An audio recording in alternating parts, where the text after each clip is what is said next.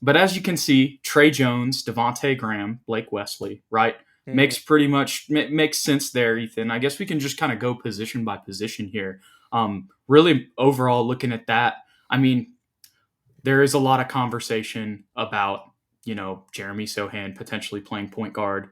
Um, but we're just going to have to wait and see. We won't have to wait too much longer. It's only 8 days, and maybe he ends up being the sixth man, or it's Keldon Johnson. Who knows? But I think this position, if we're just going by the way that we have him here, uh, it seems pretty obvious to me that this is going to be the order, unless Blake Wesley has taken a jump that we don't know of.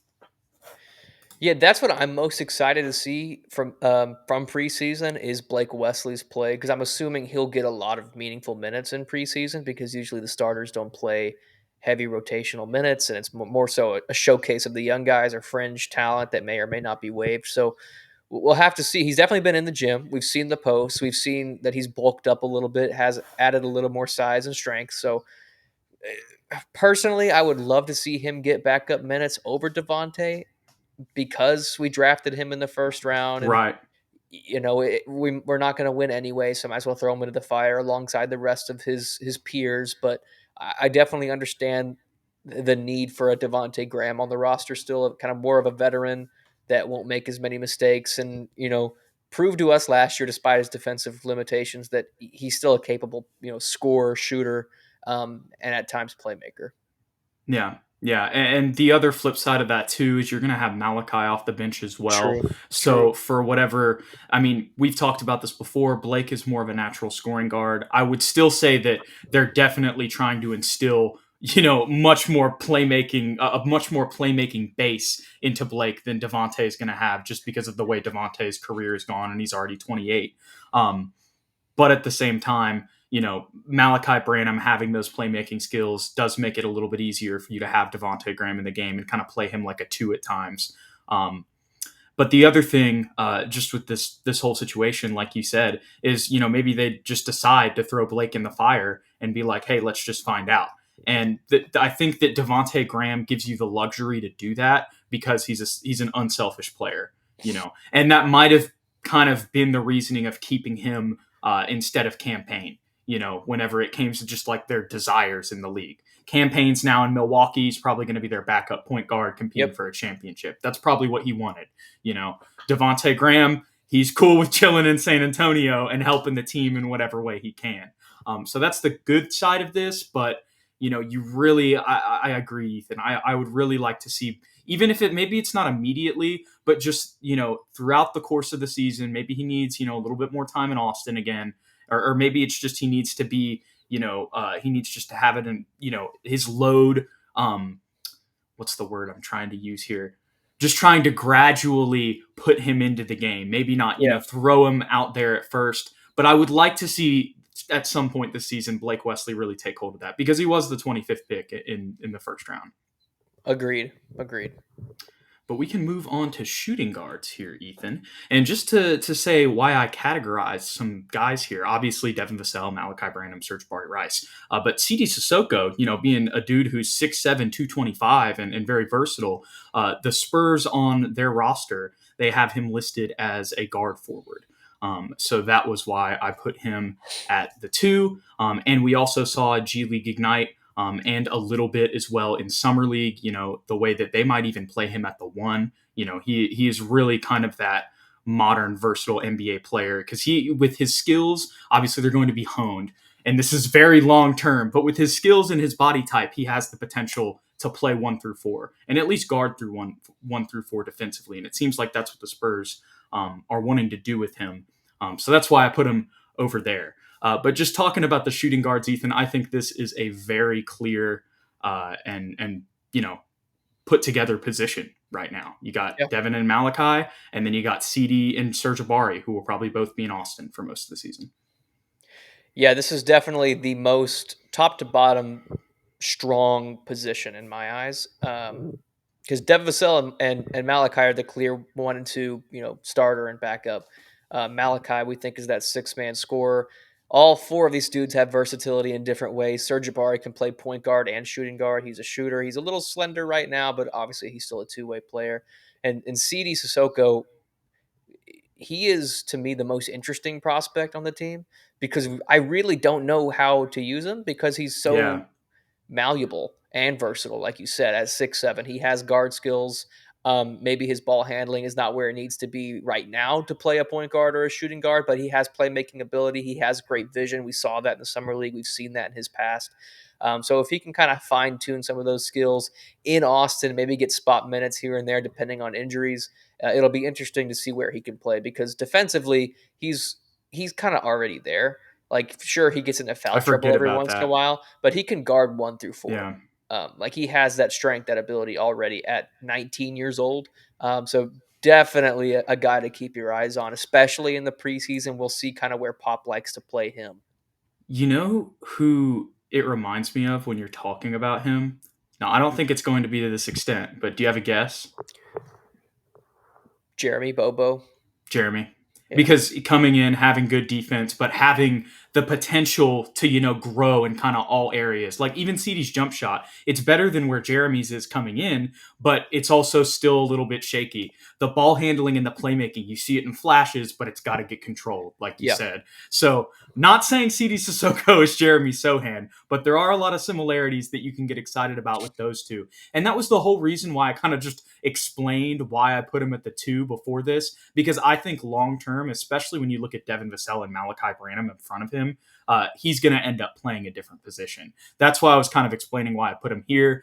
But just for the way he'll probably play in Austin, and as you can see with the amount of threes we have, I think that that's just kind of where he's going to end up falling this season. And that's where they listed him on the roster. For example, Yeah. Cedi Osman and Julian Champagnie are just listed as forwards. You see what I'm saying? Hmm. So, and speaking of forwards, let's just jump into those guys. I mean, I know we just talked about that last position kind of being real set, moving forward, especially when you look at the potential of CD on top of those two guys being there.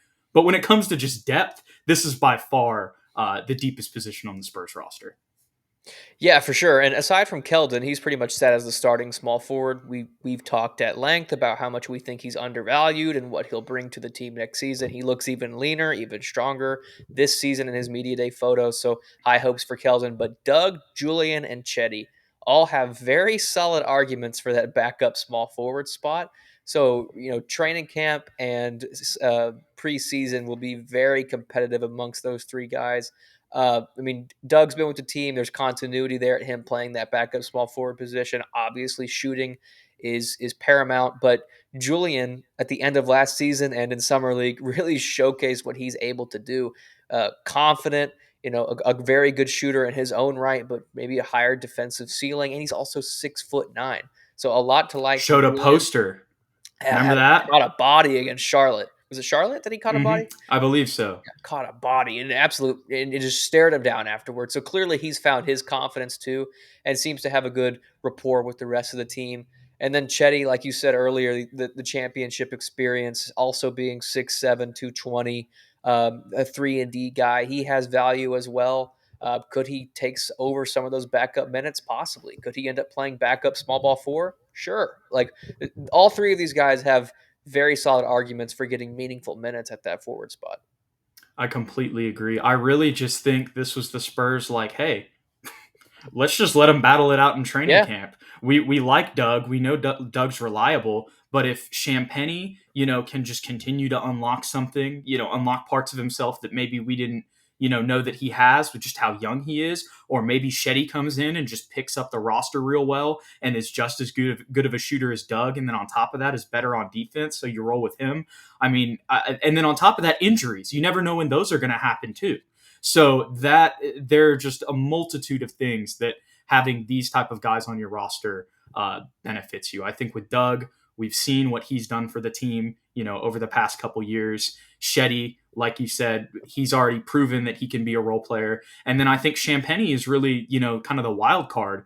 He may end up really being the backup forward. I mean, who knows? We'll have to see. I think they're going to battle it out in training camp.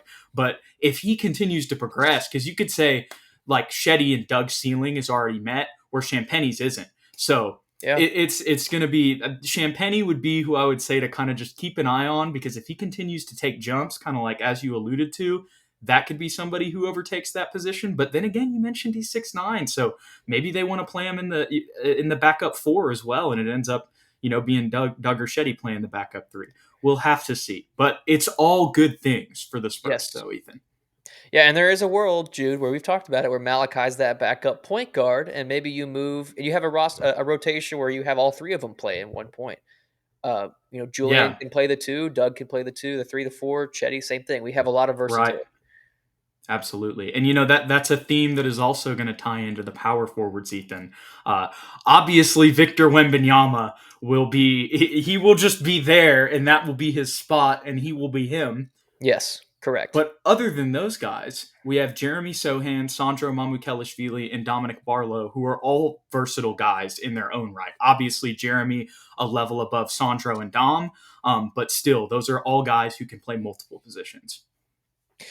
Yeah, Victor said it, that starting four, for anybody that was curious about that. That's been announced by the Spurs. That is a fact. He is the starting power forward, which leaves the question, where is Jeremy Sohan? Is he moved over to that starting small forward spot and Kelvin has to go to the bench? Or is he going to pick up his six-man role that he so elegantly performed at Baylor University, where he won Six-Man of the Year for the Big 12? So a lot of questions there, but I think you hit the nail on the head. A lot of versatility here, a lot of skill.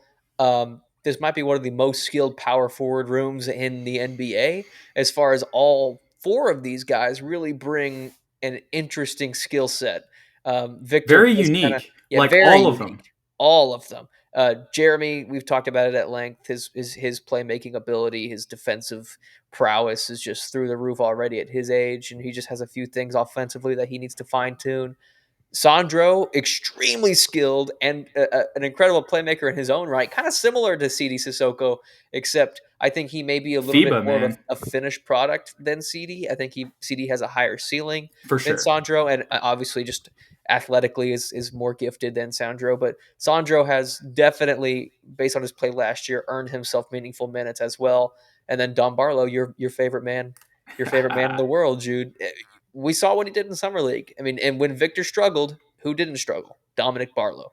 And if you watched his interview, I don't know what the YouTube link, I don't know what that channel was, but Forget what the name is too. he did a 30-minute interview. Go just search him up on YouTube, and his confidence and his focus on this season and actually playing. Like, he alluded Hmm. to, like, yeah, he wants to do well in Austin, but I think his focus is like playing in San Antonio and having meaningful time there. And he's a guy that can play four, but also small ball five. So I'd be interested to see what he kind of brings to the table, especially come preseason game one.